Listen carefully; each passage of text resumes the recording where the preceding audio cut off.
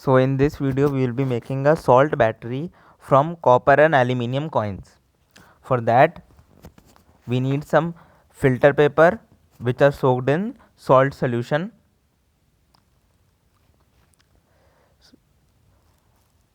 So these are filter paper circles which I have already soaked in saturated salt solution.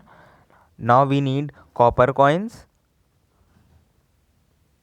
and some aluminium coins.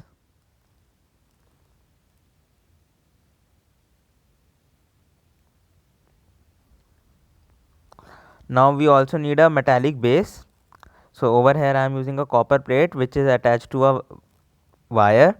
This will be our base on which we will make our battery.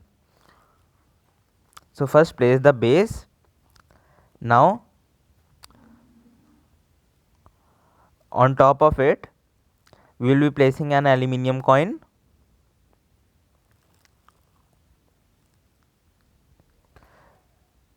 Now over it we will be placing a filter paper soaked in salt solution.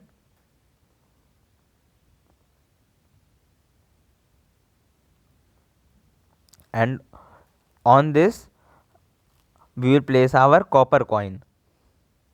So this is our one cell. Now we make 3 cells in series and that will be our battery. So again we place our aluminium coin, then our filter paper,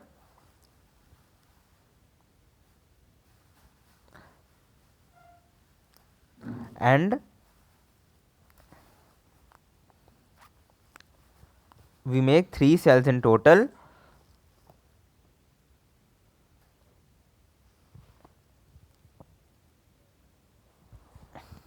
Now our battery is ready.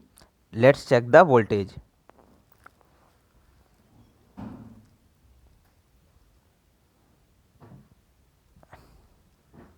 So I have set the voltage range to 20 volts.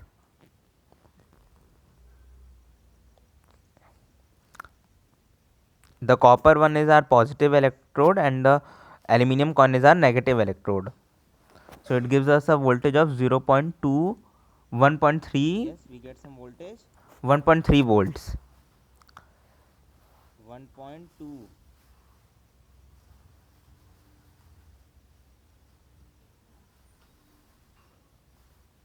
1.2 volts. Now let's check the current. Now let's check the current. Over here I have set the range of 200 milliamperes. It shows nothing. Nothing is being read.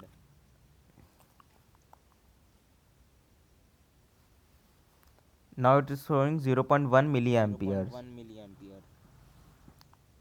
Let's see the. Now I have set the reading to 2000 microamperes.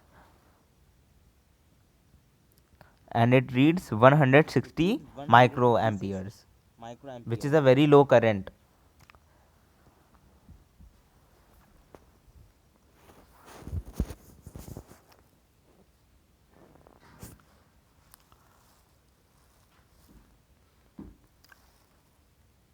Now the current has gone to 200 microamperes and now it is I saw it going to 900 and now it's stable at 240 200, so which is again a very low current. And this battery is not efficient. So now let's understand the principle on which the battery works. So over here I have made a diagram in which in a salt solution we have aluminium and copper electrodes, whereas the aluminium is acting as cathode and copper is acting as anode. Over here water splits into H plus and OH minus ions. At the cathode aluminium loses 3 electrons and gives aluminium ions, and the reduction potential of aluminium is minus 1.66 volts. and it reacts with the hydroxide to give aluminium hydroxide, as you can see in the equation. And on the anode, H plus gains one electron and gives hydrogen gas, and the reduction potential for this reaction is 0. You can see that E naught of the cell is given by E of right minus E of left equals to 1.66 volts. So this is our theoretical EMF, but our experimental EMF was very much less than our experimental EMF.